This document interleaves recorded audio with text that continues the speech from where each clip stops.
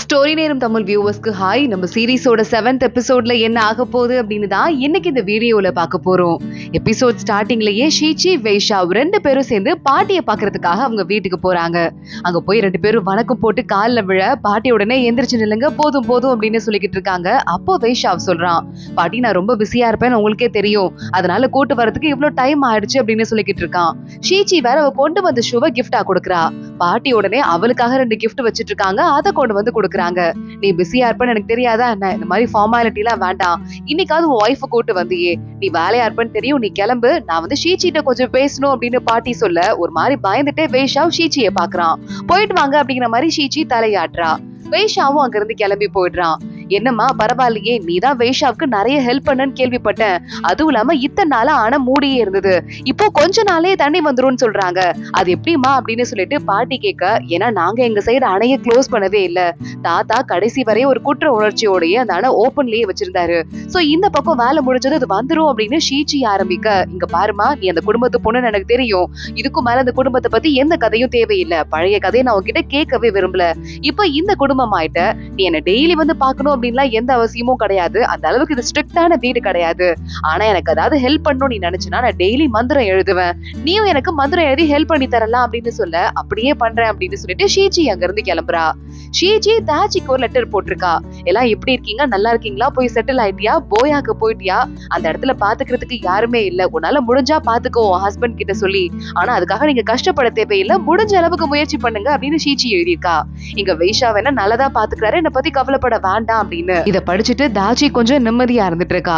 இப்போ இன்னும் 2 பேரும் தனித்தனியா தான் படுத்து தூங்கிட்டு இருக்காங்க போல. நீ ரூம்குள்ள போய் படுத்து தூங்கு, ஒரு ரூம் தான் இருக்கு, நான் இங்க தூங்கிக்கிறேன் அப்படின்னு பீச்சி அங்க இருந்து கிளம்ப, நைட்டு பயங்கரமா மழை பெய்யுது, தேவையான பொருள் எல்லாம் நம்ம பீச்சி வெளியே இருந்து எடுத்து வச்சிட்டு இருக்கான். தாச்சி ஓடி போறா, இவ்வளவு மழை கொட்டுது, ரொம்ப குளிர் அடிக்க போகுது அப்படின்னு சொல்லிட்டு ஆக்வர்டா நிக்க, அப்புறம் நாளைக்கு நம்ம 2 பேரும் கல்யாண ஜோடின்னு எல்லாரும் நினைக்க மாட்டாங்களா, எப்படி நான் உள்ள வரது அப்படின்னு கேட்க, தாச்சி அவனுக்கு கிஸ் பண்ண ஆரம்பிக்கிறா. இதுக்கு மேல வெயிட் பண்ண தேவையில்லை அப்படின்னு சொல்லிட்டு 2 பேரும் கிஸ் பண்ணிக்கிறாங்க. அடுத்து இதே இடத்துல ஒரு இடத்துல வேலைக்கு சேர்ந்துட்டு பெரிய மரம் ஒண்ண வெட்டி எடுத்துட்டு போயிட்டு இருக்கான் பீச்சி. அங்க இருக்கிற ஒரு வேலை செய்யறவர் கிட்ட கொடுத்து, இதை வச்சு இந்த மியூசிக் இன்ஸ்ட்ருமெண்ட் இருக்கும்ல அதை செஞ்சு கொடுக்குறீங்களா அப்படின்னு கேட்க, நல்ல மரம் நான் செஞ்சு கொடுக்குறேன்ப்பா அப்படின்னு அவர் சொல்லிடுறாரு. இங்க இன்னொரு பக்கம் நம்ம ஷீச்சிய மாமியார் கூப்பிட்டு இருக்காங்க, அதாவது வைஷாவோட அம்மா. இவ போய் ஒரு வணக்கத்தை போட, என்னம்மா ஏன் லேட்டா வந்த, இன்னைக்கு வந்து பாட்டியை மட்டும் பார்க்க போயிருக்க, எதுக்காக உன் மாமியாரை பார்க்க வரல அப்படின்னு கேட்க, அடிக்கடி வந்து டிஸ்டர்ப் பண்ண கூடாதுன்னு அவங்க நேத்து சொல்லிக்கிட்டு இருந்தாங்க, அதான் வரல, தப்பா எடுத்துக்காதீங்க அப்படின்னு ஷீச்சி சொல்றா. நீ வருவன் வெயிட் பண்ணி உன் மாமியார் சாப்பிடவே இல்ல, போய் கிச்சன் ஏதாவது சூப் போட்டு எடுத்துட்டு வா அப்படின்னு வேணும்னே ஷீச்சிய வேலை வாங்க பார்க்க ஷீச்சி பாக்குறா. எனக்கும் செய்யணும்னு ஆசைதான், ஆனா பாட்டி என்ன மந்திரம் எழுத சொல்லிருக்காங்க, அதை எழுதும் போது நான்வெஜ் எல்லாம் இருக்கிற கிச்சனுக்குள்ள போக கூடாது, உங்க மாமியார் சொல்றதான் நீங்களும் ஃபாலோ பண்ணுவீங்க பெரியவங்கிறதால என்னால இப்ப சூப் போட முடியாது, நான் அப்புறம் வந்து உங்ககிட்ட பேசுறேன் அப்படின்னு ஷீச்சி அங்க இருந்து கிளம்பிடுறா. எவ்வளவு திமிரு பாத்தியா இவளுக்கு, இவள போய் யாராவது மருமகளா வச்சுட்டு இருப்பாங்களா, இப்பவே வைஷாவை கூப்பிட்டு நான் அவன் கிட்ட பேசணும் அப்படின்னு சொல்லிட்டு இவங்க அம்மா வேற கத்த ஆரம்பிக்கிறாங்க. இங்க பெரியவர் ஒருத்தர் கிட்ட பீச்சி மரம் கொடுத்தான்ல, அவர்கிட்ட நிறைய மிலிட்டரி ஆளுங்கெல்லாம் வந்து ஒழுங்கா மிலிட்டரியில வந்து வேலை பாருன்னு சொல்ல, எனக்கு 60 வயசுக்கு மேல ஆயிடுச்சுப்பா, என்னால அதெல்லாம் பண்ண முடியாது அப்படின்னு அந்த பெரியவர் சொல்றாரு. வாடா அப்படின்னு அங்க இருக்கிறவங்க அவரை ஃபோர்ஸ் பண்றாங்க, அந்த வீரர்கள்லாம். கரெக்டா அங்க பீச்சி வந்துடுறான். என்ற அறிவில்லை அப்படின்னு அங்க இருக்கிற அத்தனை பேரையும் அடிச்சு துவம்சம் பண்றான். எல்லாம் அங்க இருந்து இருடா நாங்க சீனியரை கூட்டிட்டு வரோம் அப்படின்னு ஓட ஆரம்பிக்க, ஊர் மக்கள் எல்லாரும் காலில் விழறாங்க. இதுவரை எங்களை காப்பாத்துறதுக்கு ஒரு ஆள் வரமாட்டாங்களான்னு யோசிச்சுக்கிட்டே இருந்தோம், இங்க இருந்த எல்லா ஸ்ட்ராங்கான ஆளுங்களையும் மிலிட்டரிக்கு போகணும்னு சொல்லிட்டு அடிச்சு இழுத்துட்டு போயிட்டாங்க, இங்க யாருமே இல்லப்பா மக்களை காப்பாத்துறதுக்கு, கொஞ்சம் வீக் ஆனவங்க உடம்பு முடியாதவங்க பொண்ணுங்க தான் இருக்காங்க, நீங்க பாத்துக்கோப்பா, இந்த ஊருக்கு தலைவனா நீ பொறுப்பை ஏத்துக்கோன்னு சொல்ல, என் பொண்டாட்டியோட நான் நிம்மதியா வாழ்க்கை வாழணும்னு ஆசைப்படுறேன், வேற எந்த வாசையும் எனக்கு கிடையாது அப்படின்னு பீச்சி சொல்லிக்கிட்டு இருக்கான்.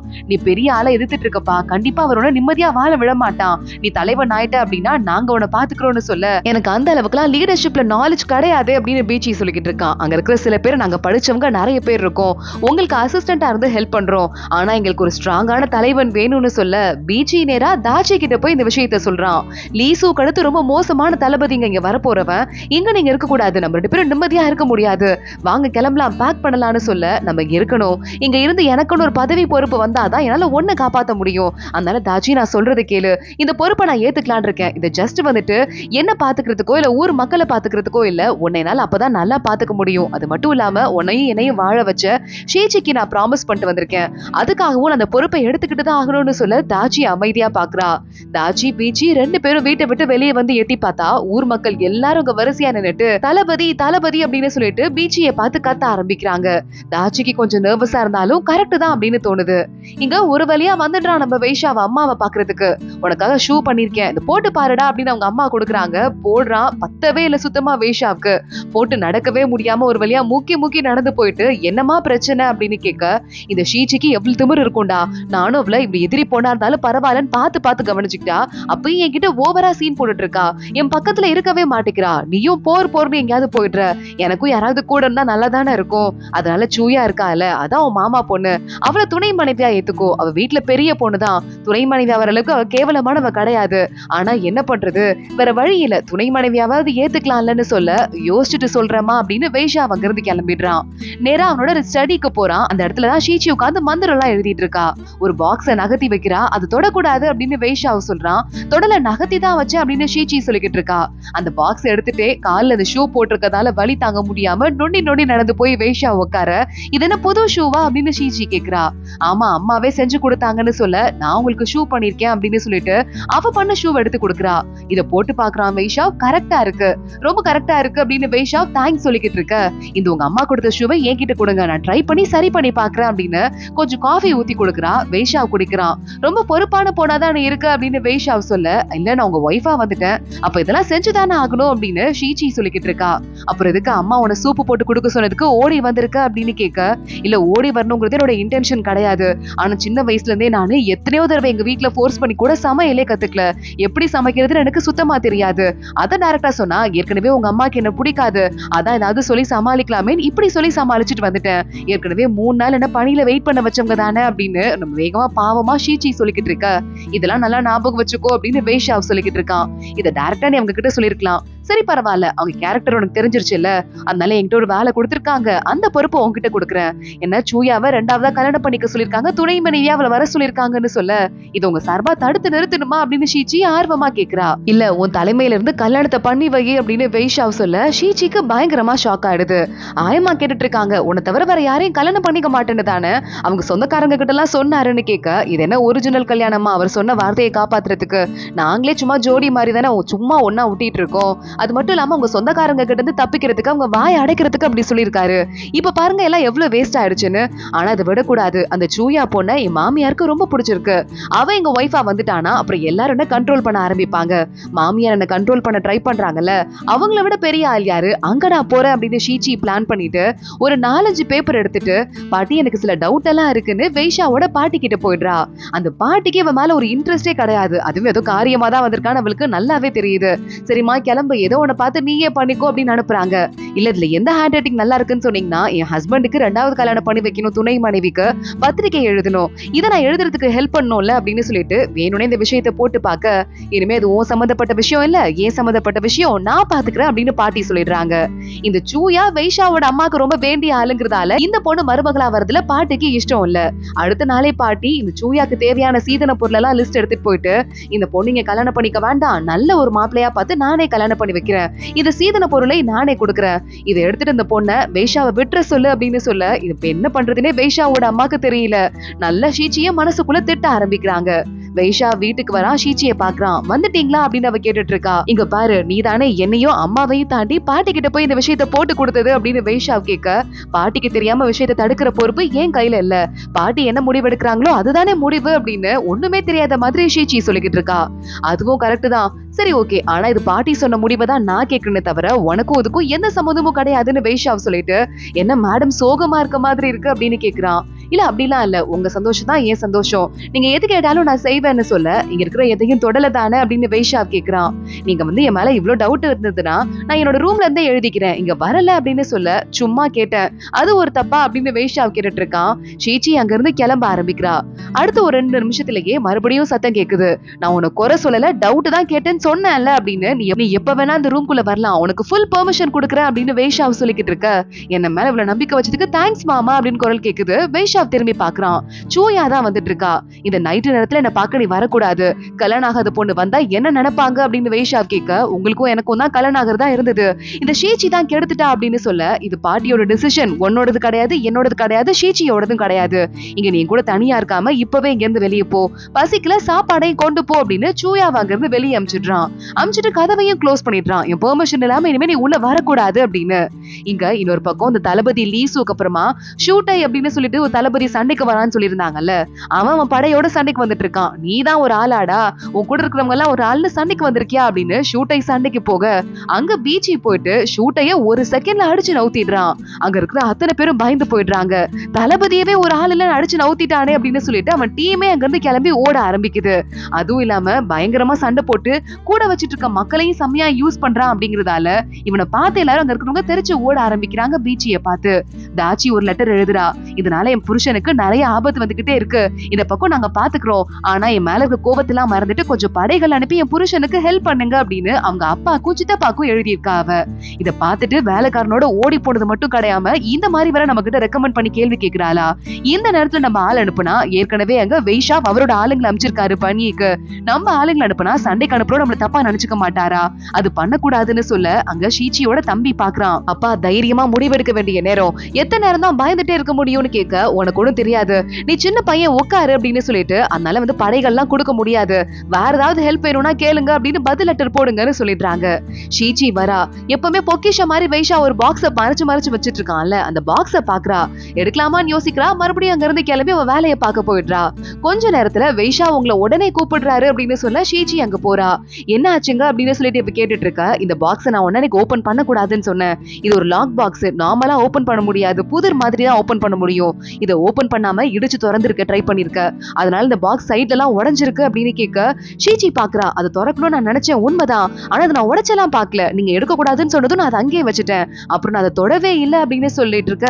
உடனே வைஷா பாக்குறான். பொய் சொல்லாம உண்மையை சொல்லு, உன தவிர வேற யாரும் உள்ளேயே போல, பாக்ஸ்ல எப்படி கீரல் வந்துச்சு, யார் உடைக்க ட்ரை பண்ணதுன்னு கேட்க, உள்ள ஏதாவது ரகசியம் இருக்குமோ பாக்கலாமோ நான் நினைச்சது உண்மைதான், ஆனா அதுக்கப்புறம் மிலிட்டரி ரகசியமா இருந்தா அது நம்ம பண்றது பெரிய தப்பாயிடும், கல்யாணம் பண்ணிட்டு வந்துட்டு அதை வச்சு நம்ம அட்வான்டேஜ் எடுத்துக்க கூடாது நான் நினைச்சேன் அப்படின்னு நம்ம ஷீச்சி சொல்லிக்கிட்டே இருக்க. வைஷா அவ கழுத்தை நெரிக்க ஆரம்பிக்கிறான். நீ மட்டும் இல்ல, உன் குடும்பத்துல எவனுமே நம்புறதுக்கு தகுதியே இல்லாத ஆளு, இப்ப சொல்ற கேட்டுக்கோ, கல்யாணம் ஆயிடுச்சுங்கிறதுக்காக 14 வருஷ பகை போகவே போகாது, இனிமே என் பொருள்ல எதையாவது ஒன்ன தொட்ட அப்படின்னா உன்னை அப்படியே பேக் பண்ணி உன் ஊருக்கு அமிச்சிருவேன், புரியுதான்னு கழுத்தை நெரிச்சு சொல்லிட்டு அங்கிருந்து கிளம்பி போயிட ஷீச்சிக்கு மூச்சே விட முடியல. வேலைக்கார பொண்ணுங்க ஓடி வந்து என்ன ஆச்சுன்னு கேக்குறாங்க. இல்ல மிஸ் அண்டர்ஸ்டாண்டிங் தான், அவர் ரூம்குள்ள யார் போனதுன்னு விசாரிங்க அப்படின்னு ஷீச்சி பயந்து நடுங்கிக்கிட்டே சொல்றா. வேலைக்கார பொண்ணுங்களும் விசாரிக்கிறாங்க. ஒரு தகவல் இல்ல, இங்க நம்ம ஆளுங்க யாருமே இல்லங்கிறதால நமக்கு ஹெல்ப் பண்றதுக்கும் யாரும் இல்ல, தெரியாது தெரியாதுன்னு அச்சடிச்ச மாதிரி சொல்லிட்டு நம்ம போனதுக்கு அப்புறமா சிரிக்கிறாங்க. நம்ம என்ன பண்றதுன்னு கேட்க, உடனே ஷீச்சி சொல்லிக்கிட்டு இருக்கா. தண்ணி எப்பவுமே அமைதியா தான் ஓடும், ஒரு டேம் கட்டினா அதை தடுத்து நிறுத்திடலாம் அப்படின்னு சொல்லிட்டு தான் எல்லாரும் நினைக்கிறாங்க, ஆனா அது தண்ணி அமைதியா இருக்கிற வரைதான், ஆனா அதுக்கே கோவம் வந்து ஆர்ப்பரிக்க ஆரம்பிச்சதுன்னா அது அங்க இடத்துல தங்காது, டேம் அதை தடுத்து நிறுத்த முடியாது அப்படின்னு ஷீச்சி சொல்றா.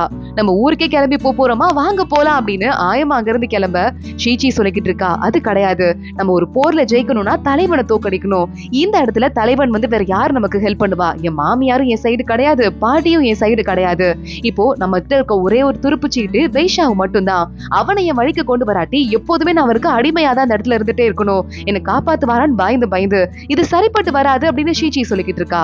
இங்க வைஷாவ் கிட்ட தளபதிங்கெல்லாம் வந்து பேச ஆரம்பிக்கிறாங்க. நல்ல சூப்பரா வேலை போயிட்டே இருக்கு, இன்னும் கொஞ்ச நாள் டேம ஓபன் பண்ணிடலாம் போல, அந்த அளவுக்கு நல்லா வேலை போயிட்டு இருக்குன்னு சொல்ல, வைஷாவானா ஷீச்சியை திட்டிட்டு வந்துட்டான்ல, அதை பத்தி யோசிச்சுட்டு அப்செட்டா உட்காந்துட்டு இருக்கான். என்னாச்சு, ஏதாவது சோகமா இருக்கீங்களா அப்படின்னு அட்வைசர் கேக்குறாரு. இல்ல ஒண்ணும் இல்ல அப்படின்னு சொல்லிக்கிட்டு இருக்கும் போதே ஷீச்சி உள்ள வந்துடுறா. உங்ககிட்ட ஒரு நிமிஷம் பேசணும்னு பக்கத்துல வந்து நிக்கிறா. ஏன்னா அப்பாவிங்கிறத ப்ரூவ் பண்றதுக்காக வந்திருக்கேன், இந்த பாக்ஸ் எடுக்க, இதை தொடக்கூடாதுன்னு சொல்லிருக்கேன்ல அப்படின்னு வைஷா கத்த ஆரம்பிக்கிறான். உடனே மத்த எல்லா தளபதிகள்லாம் திரும்பி நின்னுக்கிறாங்க, பார்க்க கூடாதுன்னு. தொடாம எப்படி நான் அப்பாவிங்கிறத ப்ரூவ் பண்ண முடியும், என்ன பார்த்தாலே உங்களுக்கு சந்தேகம் தான், ஏன்னா நான் ஜியா குடும்பத்துல பிறந்து வந்ததால, அந்த குடும்பத்துல இந்த முடிவு எடுக்கும் போது நான் ஒரு சின்ன குழந்தை, அது மட்டும் இல்லாம என் மேல நீங்க சந்தேகப்படுறது அர்த்தமே இல்லாம இருக்கு. ஒரு ஒரு மனுஷங்களுக்கும் ஒவ்வொரு மாதிரி ஃபீலிங்ஸ் இருக்கும், கேரக்டரும் ஒவ்வொரு மாதிரி இருக்கும். அதுவும் இல்லாம அதை நான் திறக்கணும்னு நினைச்சிட்டு இருந்தா அப்படின்னு அது வேகமா வாங்கி இது வந்து என்ன மாதிரி அல்காரிதம்னு எனக்கு தெரியும், இதை இப்படிதான் திறக்கணும்னு 4 ஸ்டெப்ல அந்த புதிரை ஓபன் பண்ணிட்டு பாக்ஸ் ஓபன் ஆயிடுது. மறுபடியும் வேஷா கிட்டே கொடுத்துடுறா. நான் ஓபன் பண்ணணும்னு நினைச்சிருந்தா மேத்தமேட்டிக்ஸ் படிச்ச எனக்கு இது ஓபன் பண்றது ஒரு விஷயமே கிடையாது. சின்ன வயசுலயே நான் கணக்குல பொலி நீங்க தாத்தா சொல்லிக்கிட்டே இருந்திருக்காரு. நீங்க என்ன நம்ப மாட்டேங்கிறீங்க. நான் திறக்கணும்னு ஒரு செகண்ட் யோசிச்சது உண்மைதான். ஆனா நான் திறக்கணும்னு நினைச்சிருந்தா அதை உடைச்சு திறக்கணும்னு எனக்கு எந்த அவசியமும் கிடையாது. அது மட்டும் இல்லாம உங்க மனசுக்கு இது ரொம்ப நெருக்கமானதுன்னு தெரியும். இதை உடைச்சு திறக்கிறது ஒருத்தங்களோட இதயத்துல கீறல் போடுறதுக்கு சமம். கண்டிப்பா அதை உங்களுக்கு நான் என்னைக்குமே செய்ய மாட்டேன். இதை இப்பயாவது புரிஞ்சுக்கோங்க. அதை உடைச்சு திறக்கணும்னு அவசியம் எனக்கு கிடையாது. என்னைக்காவது ஒரு நாள் உங்களுக்கு மறந்து போயிட்டா எப்படி திறக்கிறதுன்னு தெரியலனா என்ன கூப்பிடுங்க, நான் வந்து திறந்து தரேன். நான் பண்ணது தப்புதான் நானே யோசிக்கிறேன். நான் தொற்றுக்க கூடாது, உங்ககிட்ட வார்னிங் வாங்கியிருக்க கூடாது. அதுக்கு பதிலா தண்டனை நான் ஏத்துக்கிறேன். இதுக்கு மேல என்னைக்குமே உங்க பொருளை தொடவே மாட்டேன் அப்படின்னு சொல்லிட்டு அங்க இருந்து ஷீச்சி நேரா கிளம்ப அதுல நம்ம தளபதி கையே தட்ட ஆரம்பிச்சிடுறான். இந்த பொண்ணே கிடையாது, புயல் அப்படின்னு சொல்லிட்டு அவன் சொல்ல ஆரம்பிக்க, சும்மாவா 2 ஊர் மக்களை 2 நிமிஷத்துல பேசியே மனசை மாத்திட்டாங்க, இவங்க சாதாரண ஆளே கிடையாதுன்னு சொல்ல எல்லாம் வெளியே போங்க அப்படின்னு வேஷாவ் கத்துறான். அவனுக்கு இப்ப நல்லா ஷீச்சி மேல தப்பே இல்லைன்னு தெரியுது. அந்த பாக்ஸ ஓபன் பண்றான். பார்த்தா அதுக்குள்ள அவங்க அப்பா, தாத்தா, அண்ணா 3 பேரோட ட்ரெஸ்ல ஒரு சின்ன சின்ன துண்டு எடுத்து பத்திரமா அவங்க ஞாபகமா வச்சிட்டு இருக்கான். இத பார்த்ததுமே அவனுக்கு அழுக தாங்க முடியல. அந்த பார்த்துட்டு அவன் பாட்டுக்கு கதறி கதறி அழ ஆரம்பிக்கிறான். எனக்கு என்ன பண்றதுன்னு தெரியல, நீங்க இருந்திருந்தா நான் இவ்வளவு கஷ்டப்பட்டு இருக்க மாட்டேன் அப்படின்னு கதறி அவன் பாட்டுக்கு அழுதுகிட்டு இருக்க. இப்ப ஷீச்சி சொன்னதும் கேக்குது. இங்க பாருங்க, இதை நான் என்னைக்கும் திறக்கணும்னு நினைக்கல, இது உங்க மனசுக்கு முக்கியமானது. இதுல கீறல் போடுறது உங்க இதயத்துல கீறல் போடுற மாதிரி. என்னைக்கும் அதை பண்ண மாட்டேன்னு சொல்லிட்டு வெளியே போனால அதை பத்தி யோசிச்சு பார்த்துட்டு அப்ப இதை திறந்து பார்த்திருக்கிறது யாரா இருக்கும் அப்படின்னு யோசிக்கிறான். அதோட தான் இந்த எபிசோட் முடியுது. அடுத்தடுத்து என்ன ஆக போது தொடர்ந்து பார்க்கலாம். இந்த வீடியோவை லைக் பண்ணிக்கோங்க, மறக்காம நம்ம சேனலுக்கு சப்ஸ்கிரைப் பண்ணிட்டு பெல் ஐக்கானையும் கிளிக் பண்ணிக்கோங்க. அடுத்த வீடியோல பார்க்கலாம். அது வரைய பாய்.